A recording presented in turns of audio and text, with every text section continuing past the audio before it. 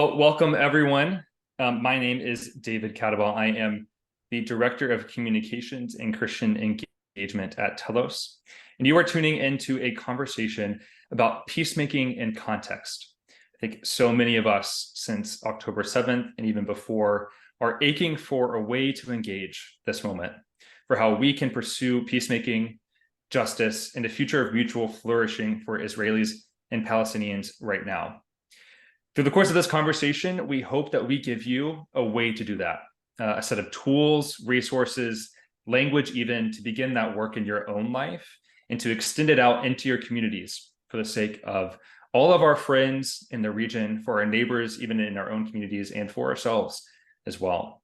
So here's how tonight is going to work. We're going to spend a little over an hour in this presentation walking through our framework for peacemaking called the Principles and Practices of Peacemaking. Then we're going to have some time for questions and answers at the end. We've scheduled about 90 minutes for this conversation. If you're not able to stay with us the whole time, that's no problem. We are recording and we'll send this out to everyone after the fact. A couple of logistical points to name up front is that we are asking that you submit questions to our host, Mary Joy, in the chat. We will collect those and then answer them at the end.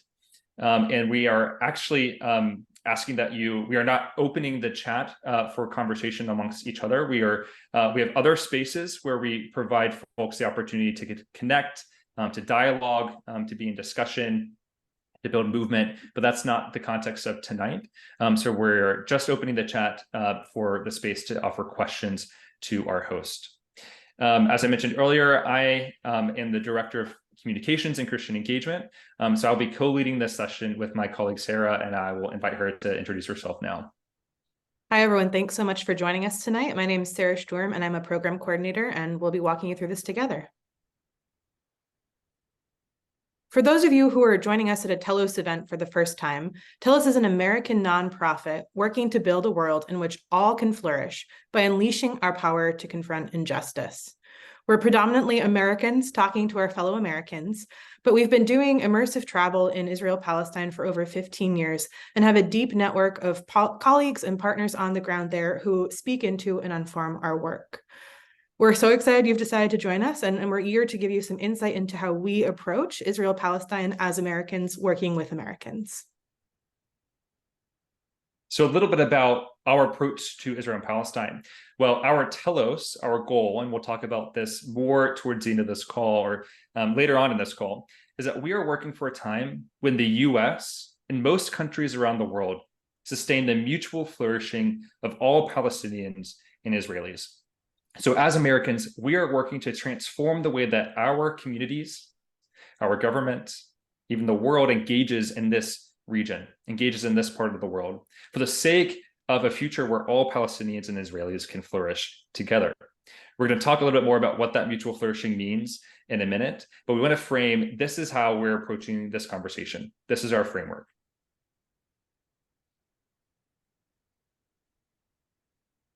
So why peacemaking?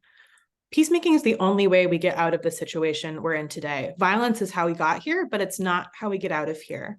The way we understand peacemaking is it unleashes our power to heal otherwise intractable conflict in our lives, in our communities, and on a global scale, in response to this current moment, but also doing the deeper work that we need to do to transform the structural realities at home and abroad for everyone for that mutual flourishing that David mentioned. So when we say peacemaking, it's not empty and unserious, it's not kumbaya, it's embracing that power to heal otherwise intractable conflict. So our framework for peacemaking is called the Principles and Practices of Peacemaking. It has 6 principles, 6 practices. Sarah is going to talk about them in a minute, but this is our toolkit for flourishing. This is how we get to a future where all Israelis and all Palestinians, even all Americans, can flourish together. But we know that this isn't law, this isn't the 10 Commandments. These are just tools that we apply, and we're open to interrogating them with you. So this is a conversation that we want to have with you. We invite your questions, what doesn't land, what does, and your feedback, and we're excited to interrogate and explore this together. But we ask you to do so with 2 postures today. One is openness, and the other is respect. These are difficult conversations. All of us are experiencing a plethora of emotions right now in this moment. Many of us have personal connections to what's going on right now. We ask you just to come to this conversation with an open heart, an open spirit, open hands, and also respect for all of the folks who are a part of this call, for our team, and for the folks who we are going to be speaking about and with and platforming. So as David mentioned, our toolkit includes 6 principles and 6 practices. And these are both postures and practical tools we use to form how we respond as peacemakers in this moment and more broadly. The lens we're looking through tonight is how we as Telos are applying these in this moment, but also how we hope you all will find use in applying them as well. But we encourage you to check out the full explanation and document of what these are. We have longer written out explanations, linking them all together, maybe not while we're talking on this call, but there's a QR code up in the corner if you want to pull those up. They're also on our website, and we'll be sharing the full document in our post session email. And we'd also encourage you to check out some of our supplemental resources like our Undaunted podcast that highlights what these look like in practice through stories of our partners who are all radical peacemakers who are living out both the principles and practices in really committed, deep, transformative ways. So we'll go through them not in order, but in how we think they're helpful to help frame this current moment. That's really helpful, Sarah, to point out, because the principles and practices are not listed out in a step-by-step process. It's one comprehensive whole. Right? We have to do all of them simultaneously, and can be a lot to manage. So today we're actually going to walk through the principles and practices through a different kind of order than you may see on the previous slide. But we want to imagine this as a kind of journey into peacemaking. So we begin with, okay, what does it take to get started? Then we have to know, where are we going in this journey? Where are we aiming our energies and activities? What's the vehicle that's going to get us there? What's the fuel that's going to charge and power that vehicle? How do we navigate the road when we encounter obstacles and roadblocks and switchbacks? And then how do we land this all? So that's the kind of metaphor that we're going to work through as we begin this journey of peacemaking together. So how do we get started? We're getting started with our first 2 practices of peacemaking. These are listening to understand and holding competing perspectives in tension. And we're starting here because we're inviting you to put these into practice right away before we've even taught them, as 2 of the kind of conversational guidelines for today. I'll walk through what it means to listen to understand and hold perspectives in tension, but the hope is that that is what you are trying to do in showing up to this webinar, listening to what we have to say in this moment and holding that intention with other perspectives you might already hold or have heard, so we can all see a bigger picture of how we need to engage right now. So practice 1, listening to understand, takes the premise that we listen to understand before seeking to be understood. As the theologian Paul Tillich said, love's first act is to listen. The reason this is such a powerful practice is that as we are heard and understood, opportunity opens us up for us to explore, heal, build community across lines of difference, and dive deeper into not just relationship, but into the problems that are most challenging for us in our communities today.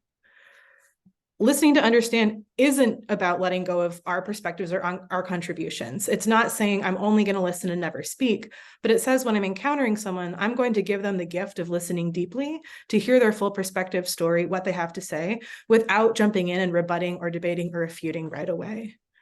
For example, right now, I think what a lot of us are doing is trying to navigate this space by listening to understand the pain and trauma of Jewish Israeli colleagues and friends and partners, listening to understand the pain and fear and trauma of Palestinian colleagues, partners, and friends, of the different political perspectives out there, of various news articles and items, just trying to hear the deeper stories of what is really happening to the people we care about in this moment. I also have my own voice that I'm using, right? Trying to advocate where I can, contacting and speaking up in pursuit of what we think are the values we need to live out into this moment. But I'm not leading with that when I'm engaging with all of those friends. I'm offering them the space to share what they need to say so I can hear what they're trying to say before I rebut or respond or kind of bring in different perspectives. Listening to understand really requires us to embrace curiosity and the desire to continue learning. And it centers the story of the people we're in relationship with and listen to. It really centers the humanity of people impacted. In this moment, there are several big stories we need to listen to right now, right? Listen to understand them before we refute them or try and do anything with them. And there's a couple that we've listed here. We have to understand the story around October 7th, where Israel experienced a massive terror attack and indiscriminate violence against civilians, and the perpetrators have to be held accountable. Is a grave violation, a war crime, and we also have to listen to understand the story of the emotional impact on Jewish Israelis and also Jewish communities globally. That's one story we have to take really seriously right now. Another is the story of the families of hostages who are currently being held by Hamas, that their loved ones aren't being brought home yet, that they're not getting answers and insight and input into how that process is going to go. That's a real ongoing crisis and story we have to be attuned to. Another is the response of the Israeli government disproportionately violating international law by collectively punishing Gazans through the forced transfer of Palestinians, the ethnic cleansing we're seeing, the thousands of Palestinians who've been killed, hundreds of thousands more at imminent risk with no signs of violence abating as homes and neighborhoods are destroyed. That's another story we have to listen to. Another one that we might not hear as often is the fear of Palestinian citizens of Israel and Jewish Israelis who are advocating for peace and justice and are being silenced or targeted because they're trying to show solidarity with folks who are calling for peace and a path forward for everyone, not this kind of oppositional warmongering binary. And then also the fear of Palestinian communities in the West Bank. While the world's attention is on Israel and Gaza, settler violence has skyrocketed and West Banker communities are vulnerable at this moment. All of these stories are equally important to hear in their complexity as we try and see a bigger picture of what's going on. And that's a really key part of this practice. Before we can hope to heal the world, we have to see it the way it actually is, not the way we want it to be or the way we imagine it to be. We have to see it how it actually is so we can transform it. And that requires humility and curiosity. None of us have the full picture, the full story. And right now, I think we all have seen those folks on social media or in our communities who are maybe newer to the conversation, are loudly blaming or think they have all the answers, or somehow, after a week of news consumption, know the solution to the Israeli-Palestinian conflict, but aren't necessarily helping the conversation or context because they've lost that curiosity and the humility to know that they don't see the full picture or full story. So listening to understand requires us to bear witness to the darkness of the moment, not look away, but also not try and sugarcoat it. We have to sit with the world exactly how it is to see it in its full complexity. So how do we do that? We do that through our second practice of peacemaking, which is holding competing perspectives in tension. Once we've listened to them, we have to hold them in tension. Peacemaking recognizes my story is not the only story, but sometimes it feels like if I listen to someone else's story, it contradicts mine, or I'm sacrificing my perspective for the sake of platforming someone else's. What we have to recognize in holding perspectives in tension is that all of us engage the world differently. We all experience our shared reality differently, and all of us have unique insights into the problems of the current moment, but also insights into the path forward towards peace and justice. Engaging the views and experiences of other people, even when they don't reconcile with our own, is what unlocks our ability to better identify the causes of and solutions to conflict and injustice. We have to recognize we all have a limited view of the bigger story. We all need to see the most complete picture of the problem possible to understand opportunities for building peace. So as we hear these stories of October 7th and bombardment of Gaza and settler violence in the West Bank and rising anti-Semitism, we have to hold all these stories in tension to see the full picture of the moment rather than choosing to only listen to one at the sake of forgoing another. Niels Bohr says the opposite of a fact is a falsehood, but the opposite of one profound truth may very well be another profound truth. In this moment, it's also really important to counter the myths and disinformation we've been seeing. I'm sure we've all seen that across our social media fields too. We have to resist that type of misinformation, but this holding competing perspectives in tension isn't that. It's centering story, focusing on facts. Facts are really important, but also knowing that how we see those facts or how we use them has to be guided by a bigger perspective than any one lens gives us. It's also part of rejecting binaries. It's refusing to pick a side and deciding whose story is more true than someone else's story or whose story we're more likely to listen to. Stories aren't zero-sum like that. But holding these perspectives in tension also isn't fence sitting. We at Telos are choosing to try and stand on the side of justice, however that cross-cuts across community lines, however that intersects with all of these stories. And in this moment, it's really important to note that trauma is surfacing within all of these communities. Within Jewish communities, Jewish, Israeli, and in the diaspora, the fear of anti-Semitism and the trauma evoked by what happened on October 7th can't be overstated. This was one of the largest attacks against a Jewish community since the Holocaust. The fear and trauma in the Palestinian community at the moment also can't be overstated. We've talked at Telos about the ongoing Nakba, but right now, 50% of the homes in Gaza have been damaged and destroyed. Villages in the West Bank are at risk of being eradicated. And we saw a memo come out today talking about the plan to intentionally ethnically cleanse Gaza. This is deeply, deeply traumatic for Palestinians, both in the Holy Land and also in the diaspora. It ties into their generational trauma as well. So remember, we're predominantly Americans speaking to Americans. For a lot of us on this call, neither of these traumas are our own. For some of us on this call, they are. But in this moment, what we can do is hold them in tension, recognize the validity and impact of both, and not have to say one is more deserving of my respect and attention than the other. We have to look at the bigger context that's triggering all of this trauma and eradicate and address that, rather than decide which one is deserving of our empathy and which one is deserving of being swept under the rug. So how do we do this? Not all of us have a ton of voices or relationships with Israelis or Palestinians or Jewish communities at home, but there are so many ways to seek out these perspectives that we want to hold in tension. Books can be a really great way to build empathy, and here's some of these: films, podcasts with different guest speakers, webinars, or those direct relationships. There's all kinds of ways to do this that aren't just offering media pundits or talking heads, the kind of end all be all last voice representing Israelis or Palestinians or American Jewish communities. So holding perspectives in tension asks us to embrace our humility. Our story might feel like it's being contradicted, and that's okay. We have to embrace that discomfort.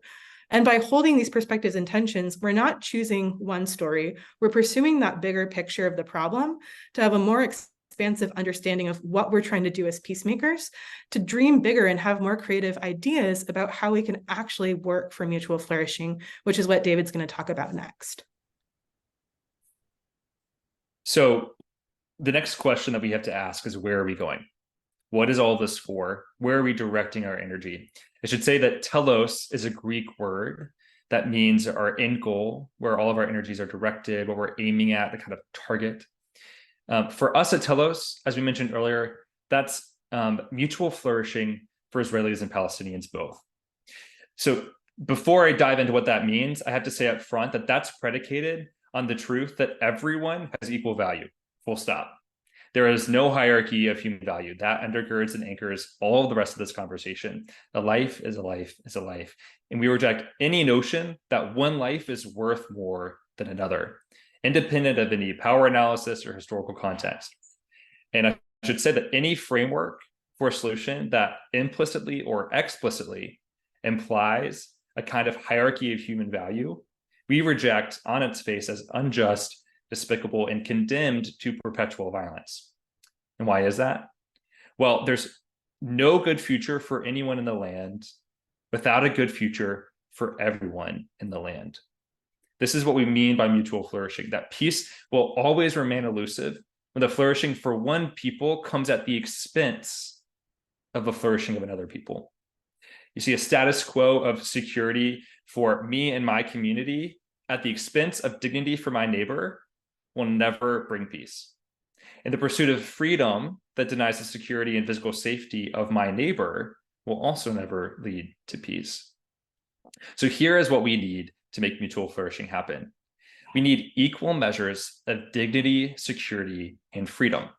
This is what we mean by mutual flourishing. Israelis and Palestinians enjoying equal measures of these fundamental human rights, what we believe are fundamental human needs. And condemning anyone, wherever they live, Israelis or Palestinians, Americans, anyone across the globe, to a life with less than equal access to any of these, that's injustice. And injustice will always eventually lead to violence and instability and a lack of peace. And we're going to talk about that more later on when we get to the principle of peacemaking justice. So we feel that that's important to name right now in this conversation, because we recognize that Obviously, since October 7th, the status quo has been good for no one. But even before October 7th, the status quo was good for no one. It wasn't good for Israelis. It wasn't good for Palestinians. No one was truly flourishing. We also need a name for those of us on this call that will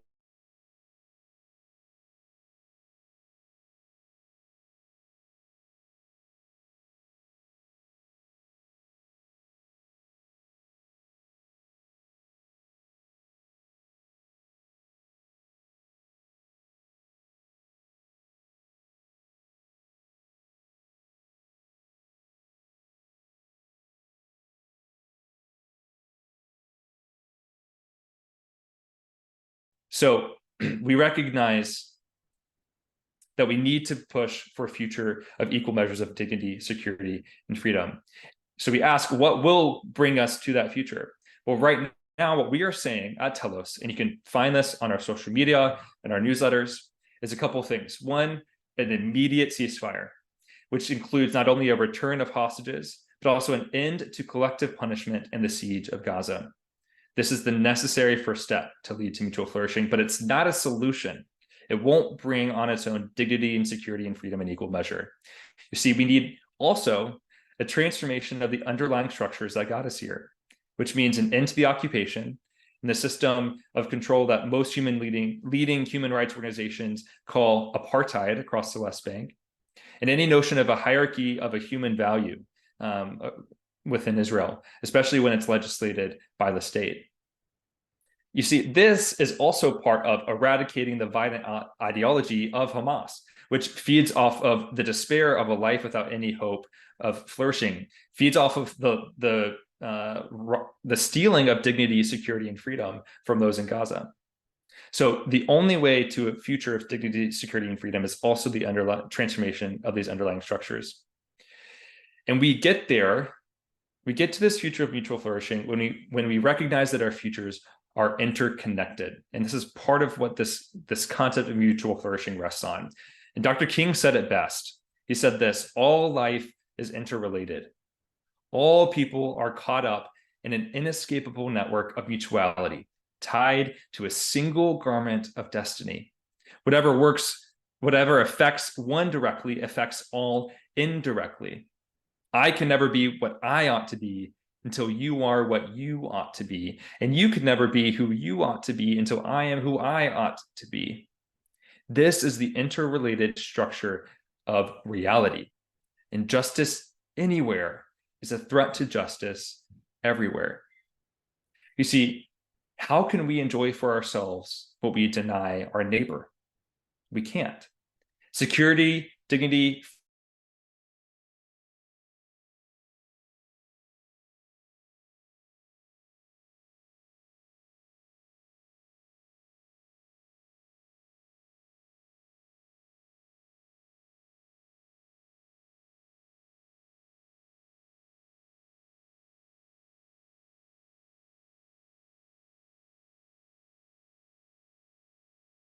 especially from these binaries of us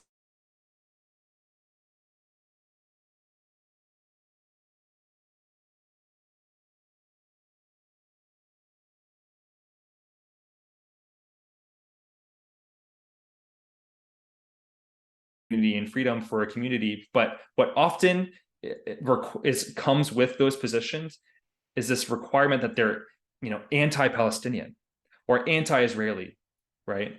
We reject those postures that to be for someone means you have to be anti someone else.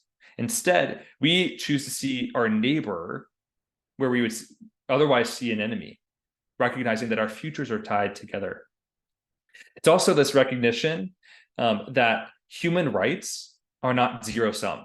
Mutual flourishing rejects false notions of scarcity, that human rights for some have to come at the expense of others. We believe that it's actually kind of simple, that everyone can enjoy human rights in the region, that there's an abundance of human rights that are possible for the folks who call this place home. And we believe that there are solutions that can enable that. And our interest here at Telos is transforming the way that the US uses its power and influence in ways that can support those futures. And we know too, and I'll end this conversation with this note, that mutual flourishing is not only the goal, it's where we're directing our energies, it's also the process by how we get there, right? We can't find our way to mutual flourishing until we build communities that embody that today. So until our communities can have space for equal access to security, dignity, freedom for anyone in our own space, but for especially those who are connected to this conflict, right? So we're working towards a future of mutual flourishing. One of the other things that direct where we are going is this belief in growth. And we describe that this way. We say human hearts, as well as cultures and systems of power, can change. This one actually is important, the order. It's the first principle. We can't do anything else unless we believe that this is true, that change really is the only constant. We're seeing this now. The world is changing. It doesn't mean that it's changing for the better. All of us can experience that right now. Things are getting worse, right? But we know that growth is possible because this potential for change, you can also add an application of positive action. That creates growth in the world. Things can change for the better. We've seen this across history. So what does that mean for us? Well, it means that we have agency, that we can be a part of applying that positive action and building growth. But it also means that we have a responsibility to apply positive action that brings us closer to mutual flourishing and not further. So here's how we describe that in this practice, owning our agency and responsibility.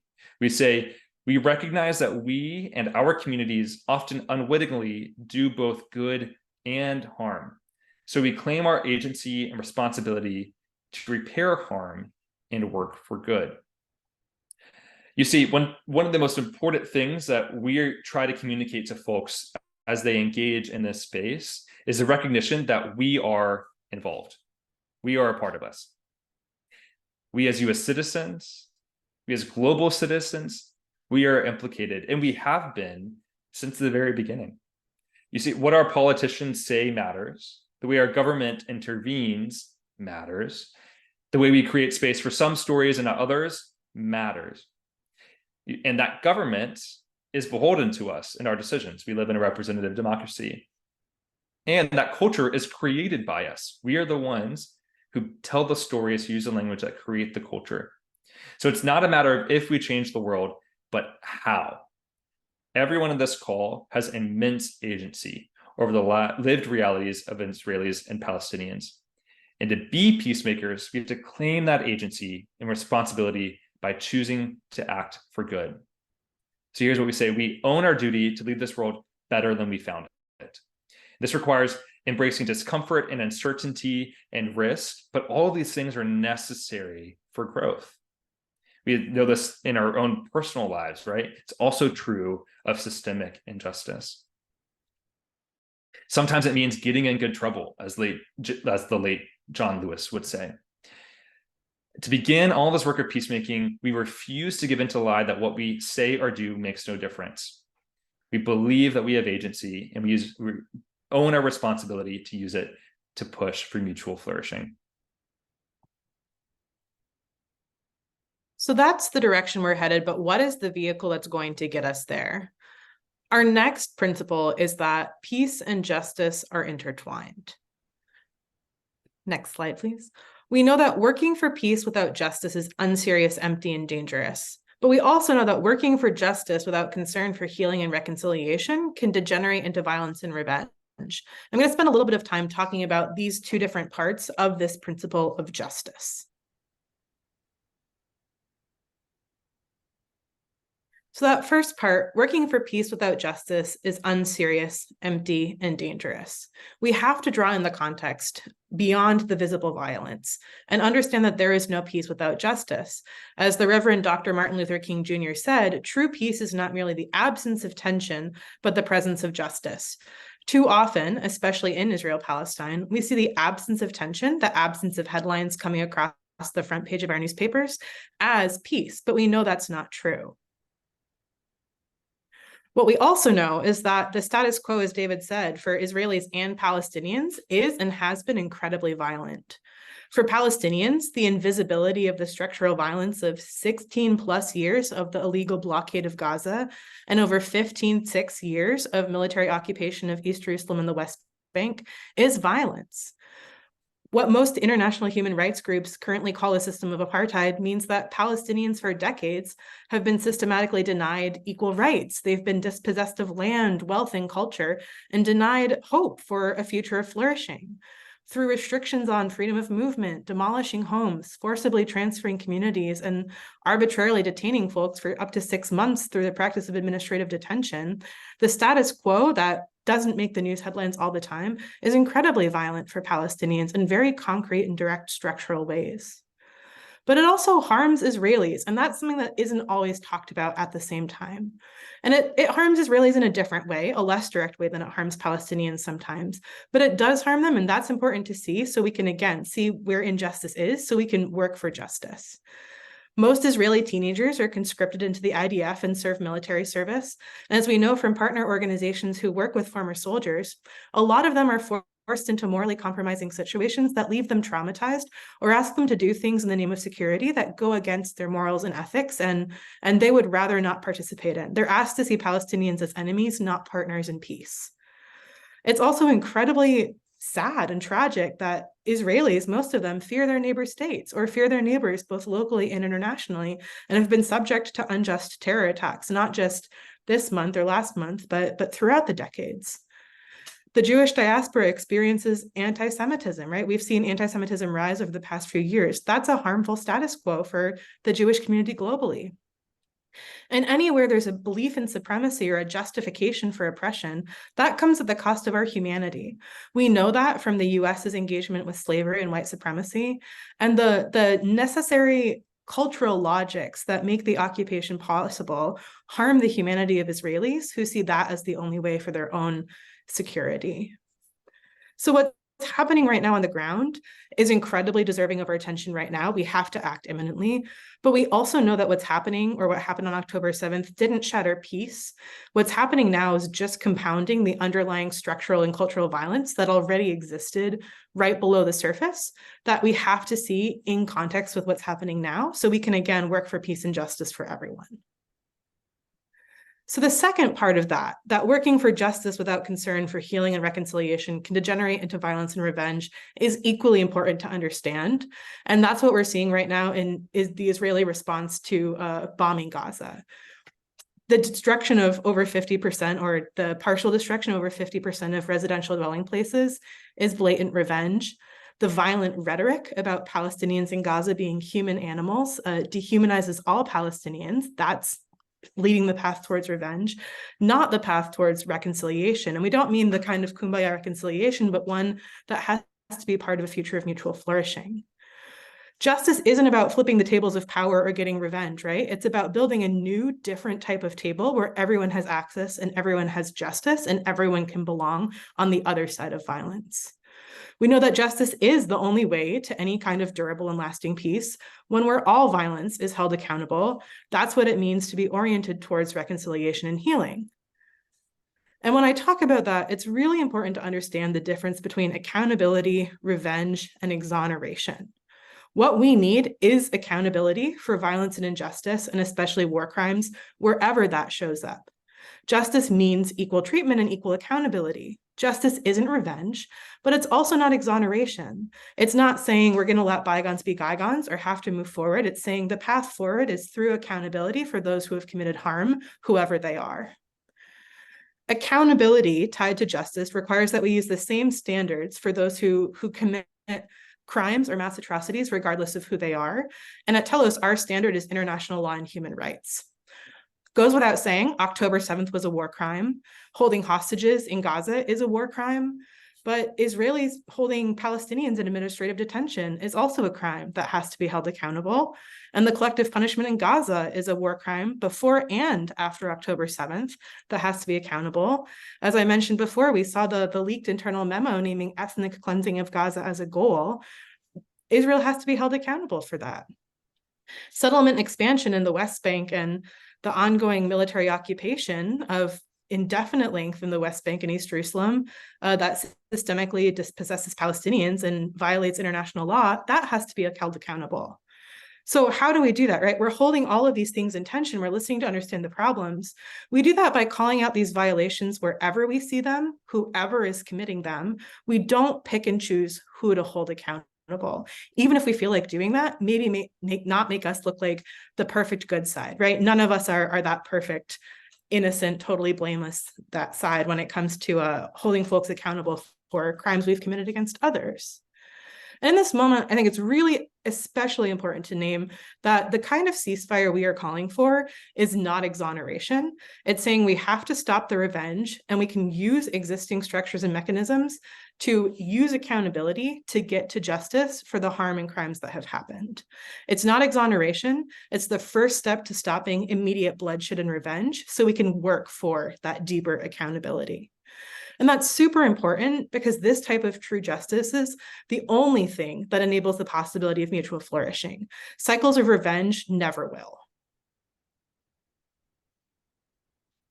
And linked to justice is our second principle of equity, that ownership is the bedrock of equality. When we think about the difference between equity and equality, next slide, please. We have to understand that equality asks who has a seat at the table, but equity asks whose table is it? So when you hear equity, think ownership and access to power and decision-making.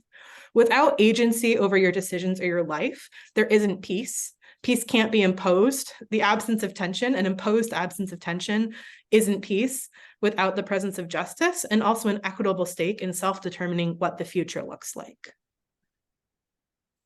Equity asks all of us, whether we're in Israel, Palestine, in the US, in a big city, in a small town, to recognize that our neighbors are shared stakeholders in our societies, and we have to protect their equal voice in shaping our communities, even if that's something that's scary or might feel like it's threatening us. We have to recognize the way their voices are being silenced. Right now in Israel and Palestine, Palestinian citizens of Israel and Jewish Israelis are being arrested and silenced when they're speaking out in solidarity with Gazans. There's a lot of fear among those communities coming on top of grief and on top of years of solidarity work that's deeply embedded and some of the most aspiring work we can hold up and uplift and try and mirror. There's fear in those communities that what they've been doing is now being penalized, and they're being called out and punished for advocating for humanity and for peace and justice for everyone. We have to protect their ability to have their voice and be shared stakeholders in the society. We're seeing that too with the families of hostages and those who tragically had loved ones murdered on October 7th. Anyone not calling for war or revenge is being sidelined.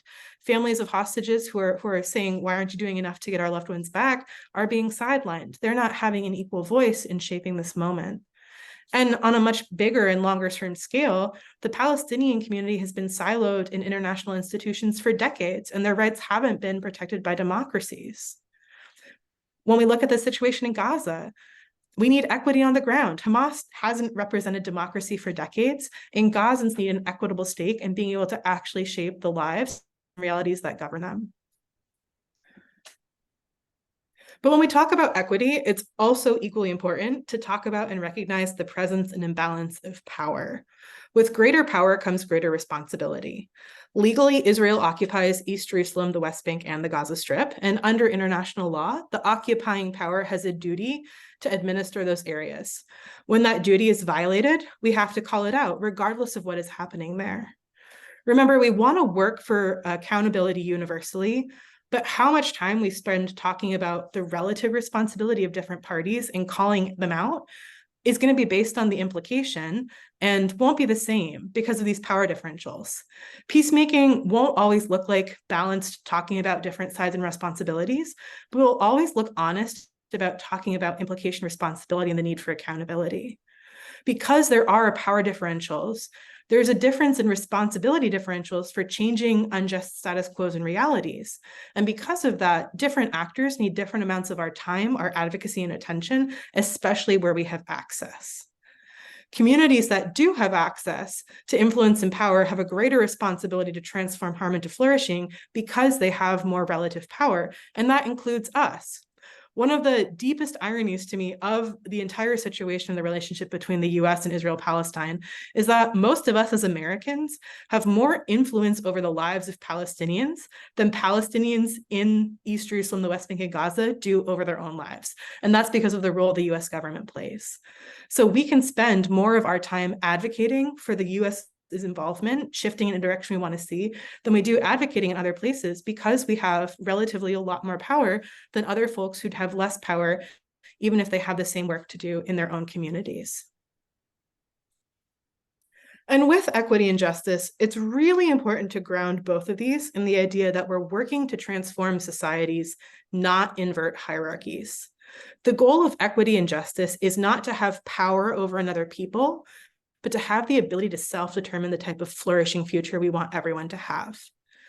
Right now, we have to critique the kind of anti-Zionist rhetoric or positions that don't take seriously the need to care about the thriving and future of Jewish Israelis. We're not working for power of Palestinians over Israelis. And at the same time, we have to critique those who want to go back to the status quo or who don't want to address historic injustices against Palestinians and don't take seriously the need to care about the thriving and future of Palestinian communities. We can't go back to the status quo of Israeli power over Palestinian lives. We're not trying to subvert these different hierarchies, put one people group above another. We're trying to transform the societies into one where there's accountability, where peace and justice are present, and where we have equitable stakes for everyone in determining their own future. Because that's the type of peace, justice, equity, and equality that will actually stick and will actually lead to better lives and more flourishing for Israelis and Palestinians. So with both the goal of where we're headed, the vehicle that's going to bring us there, we have to ask what's going to fuel us along the way, especially in light of this building a world and a system of justice and equitable ownership. The first practice that fuels us along the way is centering the leadership of the marginalized. We say that being near or proximate to those most vulnerable is the foundation of ethical movements. And why is that? Well, those closest to a problem are best equipped to define the problem, which is the most important step in finding a just solution, right? When we misdiagnose the problem, we stay stuck in the problem. But at the same time, those who pay the greatest price of unjust systems often develop essential perspectives on how to transform those systems. So what is our job as folks in America? Many of us don't have a personal connection, some of us do, but many of us feel like this is kind of far away, but want to impose our perspectives. Well, what we do is that we honor their resilience, those who are marginalized, and expertise by using our platforms to amplify their voices and leadership and not impose our own. You see, we do a lot of harm when we impose our perspectives without centering, learning from, and being led by those most affected by the problems. And it's often because we don't have, the full picture. We don't fully understand what's happening. And, we do this in our own personal lives as well, right? We've all tried to help a friend before realizing what the real problem they're asking help for is, and we end up making the problem worse. And there are a lot of really well-meaning nonprofits and international aid organizations who do this, who go into a community that's, say, maybe halfway across the world, who want to offer a solution and end up creating a bigger problem than they meant to solve, right? So we center the leadership of the marginalized, but this does not mean that we step out, especially when we are implicated by our choices and by the government that we participate in, the culture that we participate in. We have to own that participation, but it does mean taking our cue from those who are closest to the problem. So it's not absolving us of responsibility, but it's centering humility as the practice. And I want to emphasize that this practice is about centering those who are most vulnerable, those who are paying the greatest price. It's centering the leadership of the marginalized, those closest to the problem, those paying the greatest price, and those who have been stripped of their power. You see, we need to talk about power because someone may be harmed by a situation, but with the power, those folks are actually most interested in the self-preservation of their power rather than injustice. So we need to listen and learn and be led by those who have been stripped of their power. And we ask right now, who are those people? As Sarah was mentioning earlier in our conversation of equity, it's these folks. The civilians in Gaza, the 2.2 million of them who are suffering under collective punishment of siege and indiscriminate attacks, forced transfer, 16 years of blockade, 70% of this community are already refugees before October 7th, who were kicked out of their homes or forced to flee in 1948.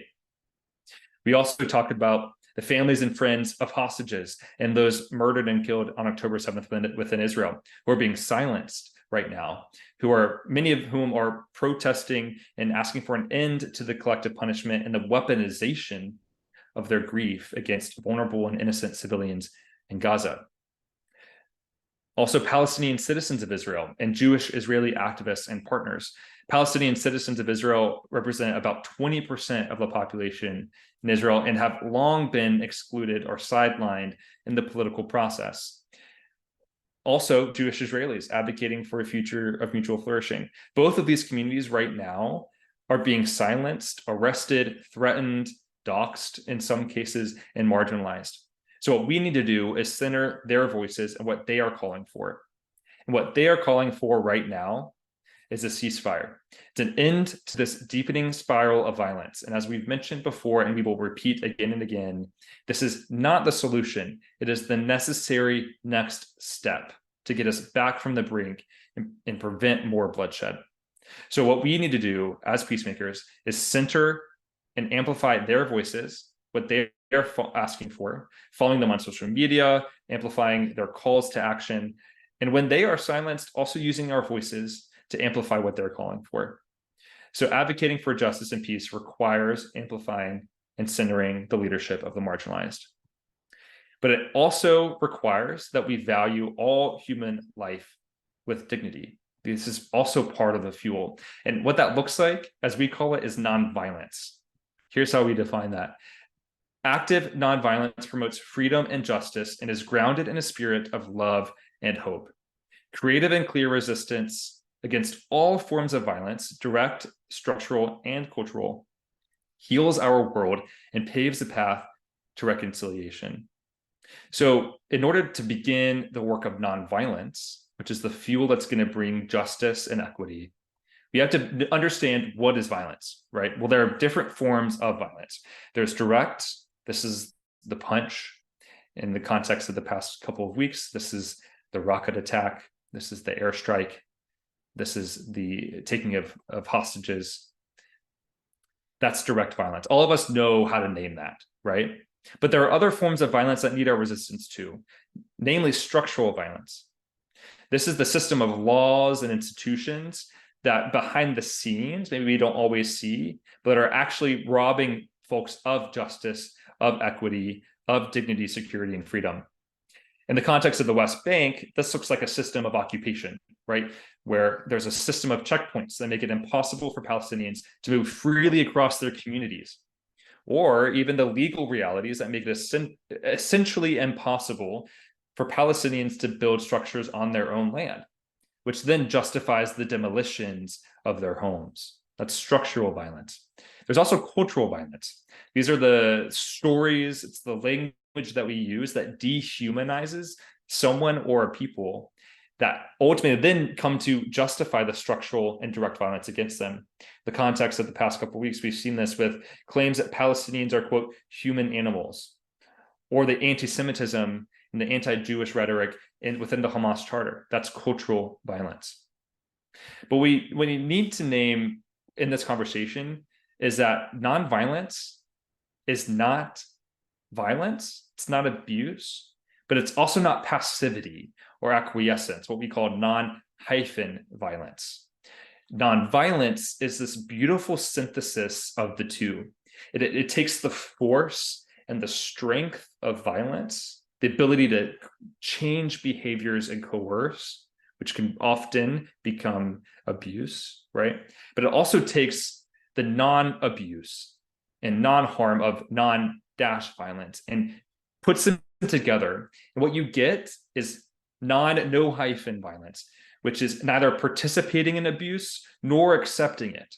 It's resisting abuse while refusing to mirror the violence of the abuser. So what does this do? It actually maintains and upholds the dignity of the oppressed and the oppressor both. It's rooted in hope and love, as I said earlier, and it's hope of restoration of the abuser and love even for the enemy, but it's especially love for the abused and the oppressed. It's creative and clear resistance.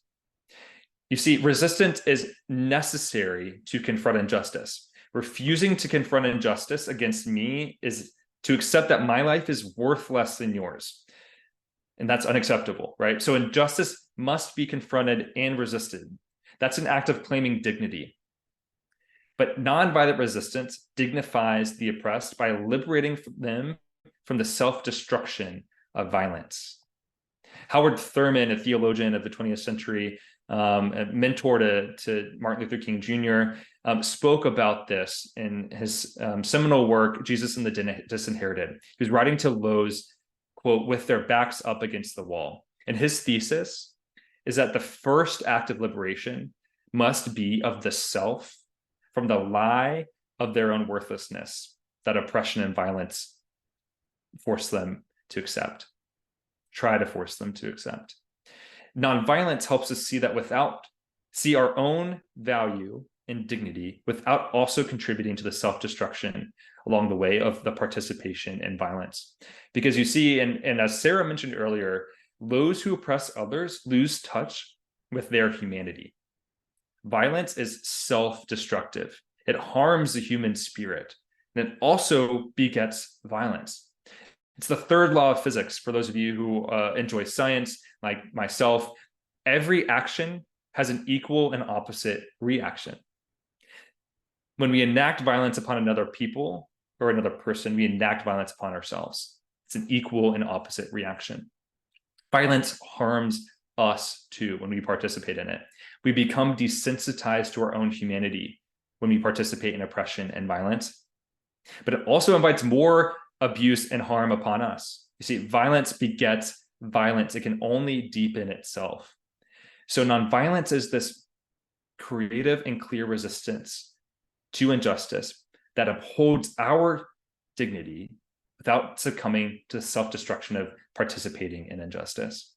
And only nonviolence can interrupt the deepening spiral of violence. Now, what does that mean for us? Those of us on this call, many of us are Americans commenting on this conflict from miles away in safety and privilege. It's really easy to critique the methods of those who resist injustice from these positions of power and privilege. And we need to name that as advocates for mutual flourishing, we can critique methods of resisting injustice only when we are also supporting nonviolent resistance. Or else, we give credit to the lie that only when the oppressed resist violently do we pay attention to their cries for justice, right? So this commitment to nonviolence requires ongoing and active commitment to nonviolent resistance. And it requires preparation. It requires even the ability to prepare for the cost that will come with nonviolence, because it won't come without cost. But it also requires us to look to the ground and support the nonviolent movements that have been happening for decades. Folks, I can't tell you how many times I've heard the question, when will there be a Palestinian Gandhi? As if there has never been a Palestinian that has supported nonviolence. The truth of the history is that there have been numerous movements, numerous leaders within the Palestinian community that have supported and promoted and built mass mobilization for nonviolence, but these movements have not been seen or supported by global advocates. And so they've been sidelined. Many of these leaders have been jailed, deported.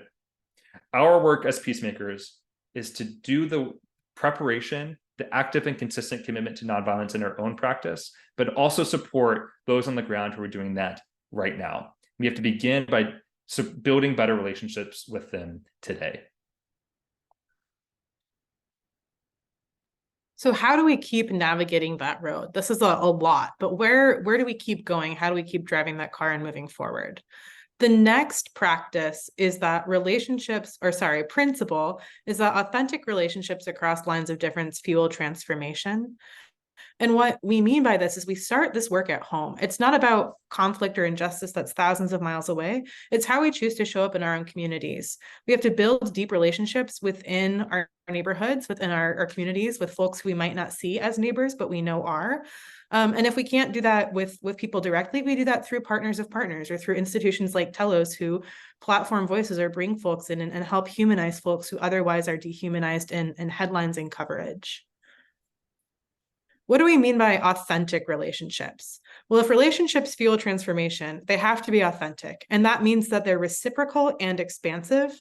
They're not tokenizing or transactional. Authentic relationships are ones that give more context to different people, that help us recognize that no people group is a monolith, right? There's not one type of Israeli or American Jewish person or Palestinian. And it helps us empathize with different stories, lived realities, worldviews, and experiences, and roots, again, in that humility that we have to be able to listen to other people and hold their story and their perspective in tension with our own. Relationships across lines of difference are what make those other practices possible. It helps us refuse to dehumanize, nurtures our empathy, and roots us in humility. The next practice that ties right into this is self-interrogation. Peacemaking is both internal and external. We access our power to drive change when we allow our hearts and minds to transform, and then when we go out and actually take that transformation and put it into practice. Self-interrogation looks like identifying biases, questioning our assumptions, assessing whether we unknowingly contribute to and benefit from injustice. And it also looks like inviting our families, our communities, institutions, countries, places we belong with on similar journeys. Self-interrogation asks us for moving from condemnation for ourselves, our communities, and others to invitation and curiosity. It's asking people to ask these questions not from a place of guilt, shame, or self-condemnation, but from a genuine desire to see the ways we are part of the problems so we can become part of the solutions as peacemakers. Self-interrogation asks an earlier question beyond what can they do. It asks, how am I or my community already implicated? What am I already doing that I didn't know I was doing that maybe is causing rate change in the wrong direction? It's an invitation. Implication is an invitation and opportunity.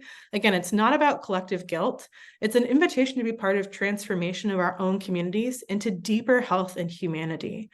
I like to think that at our best, none of us want to harm ourselves or others. And it's in our own self-interest then to address where we do so unintentionally. It's also really important to recognize that where we have the greatest access and opportunity is within our own communities, the people who already know, love, and trust us. It's really easy to call out and name what they are doing wrong, what the other side is doing wrong, with what our perceived enemy is doing wrong.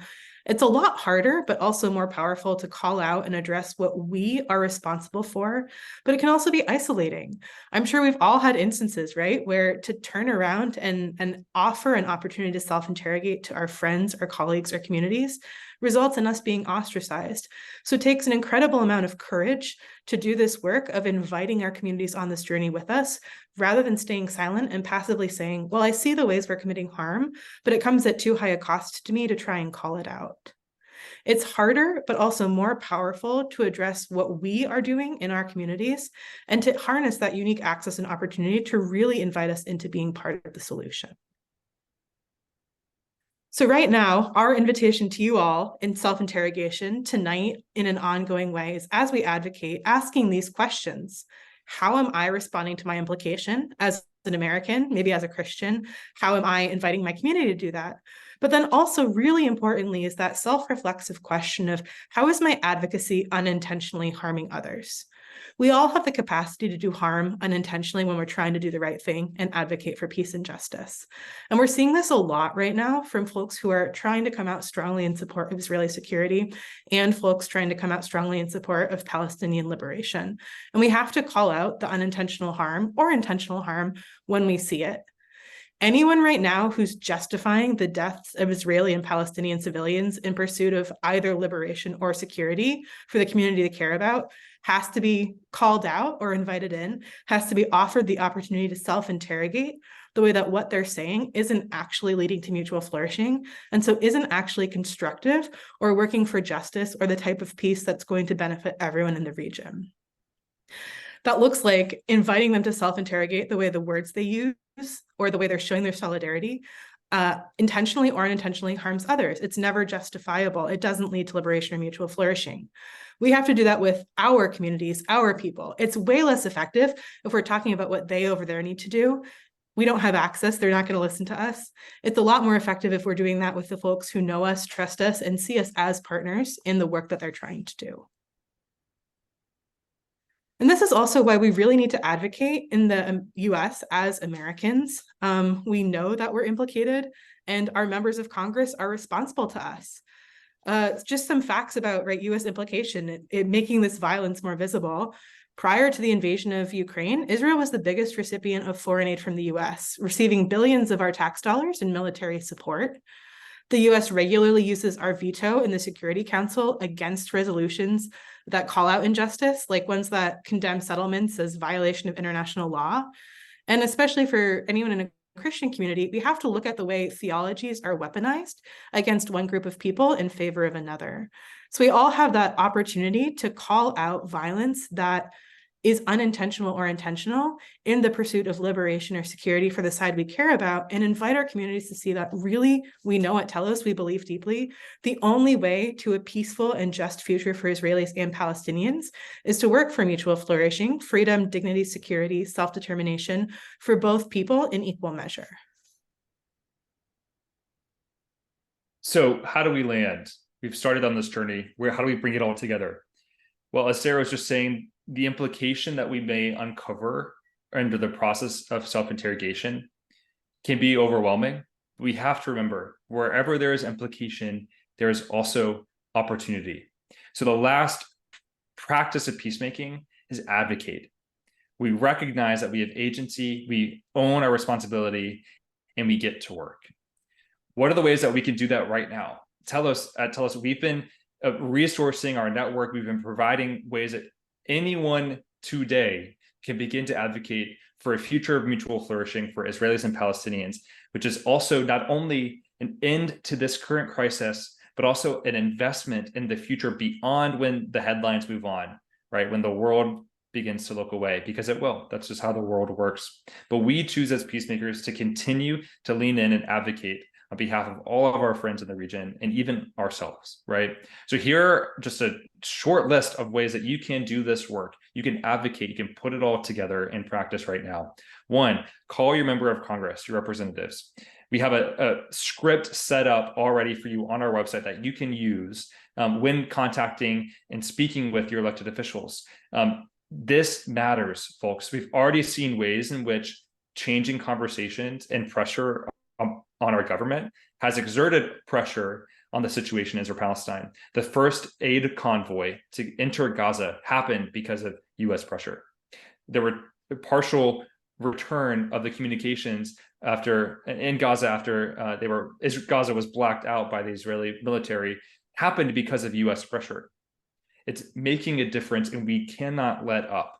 In fact, there's now growing dissent within the Democratic Party of the current administration's approach. I believe that's because people are speaking up and contacting their elected officials. Another way, sign petitions. We are amplifying a number of them. Again, on our website, you can find them. You can sign them and you can share with those of you and those in your network. Another way you can advocate right now is to give to trusted organizations who are advocating for Israelis and Palestinians, who are working to build a future of mutual flourishing, including Telos. We exist as a nonprofit because of the generosity of those in our community and our network who believe with us in the power of peacemaking to transform unjust realities into flourishing. Also, speak up in your communities. So many people, I believe, want to do right by those who are vulnerable, by those who are experiencing violence, but often just don't know how or don't know the context or the history to be able to do that effectively. Use your voice as peacemakers, as those many of you say have traveled with Telos to the region or have engaged with our resources online, our podcast, our vast catalog of resources on our YouTube channel. Learn and speak up and invite others to learn with you. And lastly, support your friends who are being silenced right now, your friends in the region who cannot speak up because of the threats against them, or even the folks in your own community, Jewish Americans, Palestinian Americans, Muslims, Arab Americans, those who are feeling threatened and silenced right now. Support them and speak up for them when their voices are being silenced. This is our invitation to you at the end of this call. If we gave you this really lovely presentation and it caused you to think a lot and ask good questions, and you went out tomorrow and said that was great and that's enough, we've not done our job. We are inviting you to get in good trouble with us, to get creative, to come up with more ways to advocate than we've even thought of. Organize a conversation in your community, to host a documentary screening, whatever it is. Folks, we have to do this work today. It's an urgent moment. And we know that change may not come tomorrow, but we commit to this work ongoing long-term. And I want to end us with an invitation in the midst of that, because it can be really easy right now to fall into a place of there's nothing I can do. And I want to help us understand how to counteract that by pointing out these two spectra here, this spectrum between optimism and pessimism, and this other spectrum between hope and despair. And feel free even to write this out on a piece of paper and place yourself on where you are in the spectrum, and do this as a regular practice of checking in with yourself. But I point this out because there's a difference between them. You see, optimism and pessimism is a reflection of what you think, what you feel, what you expect to happen in the future. If I were to place myself on that spectrum today, I'd be pretty far on the right side, right? And that's an honest assessment of the realities. It's taking the evidence in front of me and seeing the world as it actually is. That's listening to understand. Frankly, I'm concerned that things are probably going to get worse before they get better. But what I cannot do as a peacemaker is take that and believe that there is nothing that I can do about it. You see, this bottom spectrum is how we choose to relate to and respond to realities that we are around us. It's not just about what we think is going to happen, it's what we do about it. You see, despair is this belief that not only are things going to get worse, but there isn't anything I can do. Hope, on the other hand, is not just a belief in a better future, it's action. It's what you do to make that better future possible. It's saying, yes, things are not looking good. The darkness is winning the day today, but I'm going to bring the light in every way I can every day that I have energy to do so. It's not just believing in a better future, it's what you do to make that better future possible. Hope, as we often say, is what you do. So what we're inviting you all as peacemakers right now is to choose to do hope, to get out there and advocate, to support your friends, to amplify this message of mutual flourishing, and to choose to believe in a future and to act to see that future made possible where Israelis and Palestinians can flourish, that this does not have to be how it is, right? So choose to do hope with us, be peacemakers, go out in the world and advocate for your friends and each other. That is what we had. We want to spend some time now on questions. And we know it's been a long conversation. It's a lot of listening, and there's maybe more listening to come. But please send your questions in the chat. Again, if you have other questions that you don't want to send to us now, you can contact us through our website or on social media. I will just give one last invitation, is keep learning with us. And how you can do that is by joining our ongoing learning and action community called the Learning Corps. You can scan that QR code and fill out a registration form to join today. So we invite you to do that and continue learning and acting with us. You're welcome to jump off if you would like. We know it's late for those of us on the East Coast, but for those who want to stay and hear our answers to some of the questions that we got in, we encourage you to stay. One last thing I will say too before we dive into questions is this is a lot all at once. And as we said at the beginning, this is a toolkit. So we invite you to revisit this tomorrow, next week, to come back to it, to reorient and reground yourself in what we think is a really holistic approach to how to be a peacemaker in this moment. So if this is a lot, if you're feeling overwhelmed, it's okay to sit in that overwhelm. But we invite you to come back and continue engaging this as a resource, not just for how you think about peace, but as David said, for the types of strategies and actions you're going to take and the tools you're going to implement. So it's okay that this was a lot. It's okay that this probably challenged you. I hope we all were challenged in some ways, right? That's how we grow and continue learning as peacemakers, embracing that humility and curiosity. So that's what I wanted to end at the end of a lot of pretty heavy content. David, I think, okay, the first question is, who gets to define the parameters of what is and is not violence? And I don't have to ask you, I'm happy to start. Yeah, I can answer the question I asked. The way I would answer that, maybe not as eloquently as if I could prepare, is violence is anything that keeps us from moving towards mutual flourishing. It's anything that prevents or fails to recognize the sanctity and equality of human life and humanity, that is in a scarcity mindset that says, I have to come at the cost of someone else. It's those cultural, structural, and direct different forms of preventing flourishing. Who gets to define that? I think it's something we all have to define together. Whenever someone says, I'm experiencing violence, that's something we have to take seriously. And also, I think we get to speak into that in that moment, right? As we bring a more capacious understanding of the problems we're all facing, that's how we get a bigger sense of what the solution opportunities are. So I think, I'm not sure where this question is coming from, and I don't want to make assumptions, but if it's coming from the place of, well, someone's telling me this is violence and I disagree, I think we need to take seriously, right? Center the leadership of the marginalized, those most affected, take seriously the fact that someone is saying, I am being dispossessed, I am being harmed, and I am being hurt. And we have to take that seriously. And again, if it's through the lens of, it's not zero sum, it's not saying this is violence and then we can't focus on this other violence. There's room for us all to define where there's harm or where there are barriers to flourishing, so we can all collectively address what those are that impact people differently. I think that's a great answer, Sarah. And I think there's a lot of danger when those who sit in a position of influence or power or relative safety, and particularly say when something is not violence, especially when someone's dignity is being harmed, right? So any kind of action that communicates or imparts of a stealing of dignity, I would call that violence. And so we need to be careful about when and where we're rejecting someone's own personal experience of that. So that's what I would say. I will follow up to the next question, which is, in the conversation of nonviolence, someone asked, who are the Palestinian nonviolent leaders and movements that we should be supporting? And that's a great question. And what we can do is include, after this conversation, a follow-up email with a link to follow up with some of these folks that I'm going to mention now.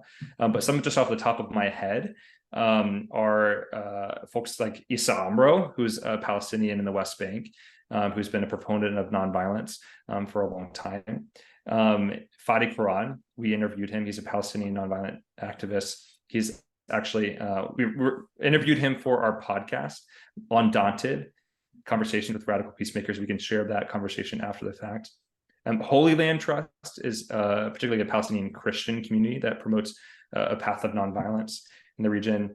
And I would also like to promote an organization called Just Vision, which is made up of Israelis and Palestinians and Americans that are promoting a future of mutual flourishing in the region by actually telling new stories, especially those of nonviolent resistance. And so if you'd like to learn more about historically where these have occurred, I'd encourage you to check out a number of Just Vision documentaries, including Budrus, which is a story about a community in the West Bank that nonviolently resisted the application of the separation barrier or apartheid wall, depending on who's defining what it is, within their community that would separate them from their own land. That's a great film. Also, Naila and the Uprising, which tells the story of the first Intifada, which was a resistance movement that was largely nonviolent, but that was in some ways taken over or hijacked by nefarious actors. And so that story is actually one that we need to better understand. Naila and the Uprising. We will include links to these documentaries in the email after this, but those are ideas off the top of my head. Yeah, those are super important ones to follow. I would also just offer up, if we think about nonviolence as creative and clear resistance to injustice, there are a lot of folks doing that work on a less visible level that are equally important to platform. Another one that comes to mind is the Reverend Winther Isaac and the Christ at the Checkpoint conference, right? Creative, clear resistance to a limited freedom of movement with a creative moment of engaging it. So anytime you encounter a Palestinian or a Jewish Israeli-Palestinian joint coalition project that seems to be creatively and clearly resisting any kind of injustice or violence, cultural, structural, or direct, that is the type of nonviolent action and movement we should platform and amplify, whether it's consolidated into an organized resistance movement or not. The more we can lift those up and support those and look for those to platform, the more we can kind of show that this isn't one movement that has to be taken seriously. This is really an ethic and a way of life for so many folks. And that's part of doing the narrative work too, counteracting the narrative that's out there that Palestinians don't want peace or that peace isn't possible because there's only ever going to be violence resistance. The more we platform those regular everyday actors who are doing this as normal people in their own lives, the more we counteract that narrative as well. And that's really excellent, Sarah. I will also add just two more that a friend reminded me of, so thank you. Ali Abu Awad, who founded an organization called Tahrir, which means change. That's a great organization. Tent of Nations. It's a family living in the West Bank, and Dawood Nassar is the man who runs this farm called the Tent of Nations, who has experienced, his family has experienced dispossession around them. Settlement communities have kind of surrounded their farm, and over the course of decades, they have been attempting to appropriate his family's land, which has been managed and farmed and owned for generations. And yet he says, in his words, I refuse to be enemies. We refuse to be enemies. So he's found amazing ways to nonviolently resist the injustice, the structural violence that his community, his family has experienced in some really amazing ways. One being, the authorities have said that he is not allowed to build any new structures on his land. Well, he's a farmer. He needs structures to be able to host, and build his, house his equipment, structures to be able to collect and gather his produce, and even places to meet. Well, instead of enacting violence, what he has chosen is creative and clear resistance to that injustice, which he has found to be using the caves already on his property as spaces for him and his family. So he's actually built an extensive network of spaces and rooms and meeting spaces underground, which is not violating the law of, he's unable to build structures on top of the ground. So that's that kind of creative and clear resistance to injustice that we're talking about. And you can learn more about him online in a number of resources that we can share. I would also like to answer a question from someone. They said they are a pastor from Canada, and they're asking thoughts on a Canadian church response or sermon on the situation in Israel-Palestine. And I would say that no matter where we are, especially if we are a part of the community of the West, we have immense power. Canada may not be, funding this situation in the way that the US is, but there's significant influence, particularly in international institutions. There's significant influence even amongst their own communities of Palestinians and Jewish Canadians that need to be supported and advocated for right now. But also, I think that the element of the Christian participation in this is something that needs to be named. As Sarah mentioned earlier, there's a history of a kind of theology that lends itself to a sense of being pro-Israel, to supporting the Jewish people, and none of that is wrong on its face, but it often and historically has come to mean also being anti-Palestinian and refusing to see the humanity of Palestinians, justifying the experiences they endure, the unjust system of occupation they have to live with, and also not recognizing the reality that there is a thriving Palestinian Christian community, or at least existing, thriving, is difficult under occupation. And this community has been talking about that for decades and have not been heard by the global church. And so I think hearing their stories naming what they experience and beginning to surface why we don't hear their stories and why we begin to discount them before we've heard them is something that actually all Christians need to do. It's part of that self-interrogation. And understanding our theologies that brought us here, I think, is really important. We have actually a resource on our website that you can use to navigate this conversation. It's a frequently asked questions document on evangelicalism in Israel-Palestine. I'd encourage you to engage that resource. Hopefully, maybe someone in our maybe Mary Joy, you can share that in the meeting chat right now. That'll help you understand the history of how we got here as a religious community in ways that we have advocated have not promoted mutual flourishing. It's actually part of the reason why we are here in the first place.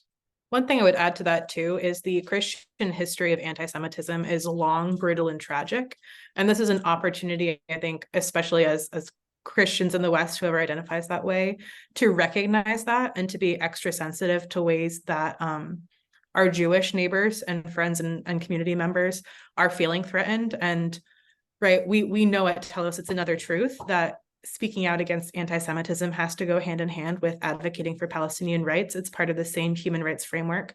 So I think especially for Christians at this moment, to prove that unlike the long history of Christianity, Christians in this moment are not going to sit by silently and watch as anti-Semitism rises, is a really powerful way to bring another local level of support and solidarity into a moment where this might feel like it's happening far away, but has very real impacts, tragic impacts on our communities at home. So I would just offer that up as another opportunity for self-interrogation and another lens to add in, that as we care about what happens over there, we also care about Jewish communities, Palestinian communities, Muslim communities here. And there's to me, a lack of voices speaking into that space at the moment that also names that those aren't opposed. That's excellent. Thanks, Sarah. This is actually the last question. So if you still have anything, please send it to us, or else we will end our time here a little bit before 8:30 Eastern. The question was actually checking in on some of our partners in the region. Many of you who have traveled with us know that we have an extensive network of friends and partners that we meet with, that the folks who travel with us get to know, build relationships with. We've had a number of folks reach out to us asking if those folks are okay. It's a complicated question right now. As far as we know, everyone that we are in contact with is safe, but no one is okay.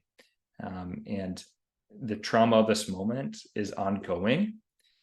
And many of our friends as well are also under threat right now, including folks not only in Gaza, but also in the West Bank. As we're seeing violence is escalating, the world's focus right now is on Gaza, and importantly so. What that means is that abuses against vulnerable communities, especially Palestinian communities in Area C of the West Bank, are actually being dispossessed right now in quite stunning fashion. A number of entire communities have been dispossessed because of violence, particularly from Israeli settler communities and even also the IDF.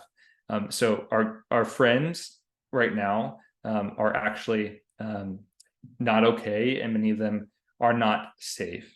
And what that means for us is that we need to continue doing this work. We have to be a voice for our friends where they are being silenced right now. And we have to continue advocating. What we know is that the violence that we're seeing now is how we got here. It is not how we get out. We have to have a ceasefire. So I just encourage you, I really appreciate all the care for the folks in our network and even on our team. And I encourage you to keep advocating, don't stop, on behalf of our friends.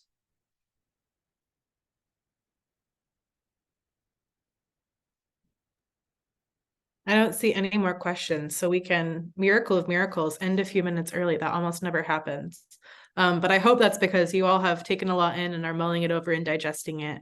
As we said, this is a toolkit. We also approach it with that same kind of humble curiosity. So we look forward to keeping the conversation ongoing about how this can inform our action and reaction and orientation towards peacemaking, violence, and injustice in this moment. But we hope you've gotten something out of this, not just personally, but in terms of what action you're going to take tonight or tomorrow in your communities to self-interrogate, to advocate to your members of Congress, or more broadly. That's why we wanted to open up this space, offer this toolkit in this moment, and we hope you go forth and use it courageously. So thanks, folks. Again, keep calling your members of Congress, keep advocating. Join us on the Learning Corps for more in-depth conversations in a space for a community of folks who are also doing this work of peacemaking. Consider donating to Telos. All of this happens because of the generosity of the folks in our network like you. And keep choosing to act in hope. That's our invitation to you. Thanks for joining us tonight, folks, and we'll see you hopefully soon. Take care.